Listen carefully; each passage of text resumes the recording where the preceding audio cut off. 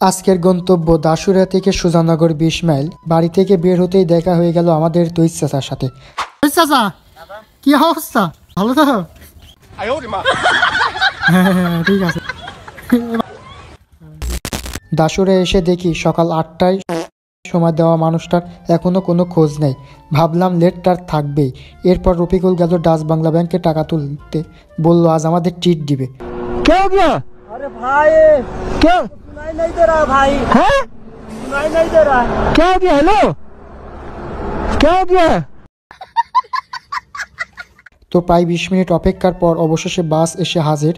বাসে উঠে রওনা দিলাম পাবনা টার্মিনালের উদ্দেশ্যে। সিট না পাওয়ায় দাঁড়িয়ে যেতে হলো, তবেও তাতে আলাদা এক মজা ছিল। টার্মিনালে পৌঁছে আরেকটা বাসে উঠলাম। এবার গন্তব্য সুজানগর ২০ মাইল। রাস্তার দুই পাশে ধানের ক্ষেত আর গ্রামের প্রাকৃতিক সৌন্দর্য দেখে সত্যি অন্যরকম ভালো লাগছিল। কত? ২০ মাইল কত?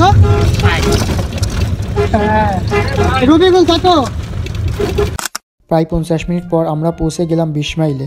মূলত আজকে এসেছি সুজানগর উপজেলার দুর্গাপুর টেকনিক্যাল অ্যান্ড বিএম কলেজের নতুন ছাদ ঢালাই কাজ সাইট ভিজিট করতে। এখানেই একসাথে কেজি স্কুল, হাই স্কুল আর কলেজ সব এক জায়গায়। স্যার হাতের ডিজাইন নিয়ে আমাদের সুন্দরভাবে বাস্তবে বুঝিয়ে দিচ্ছিলেন। আমরা সবাই একসাথে ছাদ ঢালাইয়ের কাজ দেখছিলাম আর নতুন কিছু শেখার চেষ্টা করছিলাম আগ্রহ নিয়ে। বোঝানোর পর প্রায় ১ ঘন্টার মতো ক্লাস হলো আমাদের।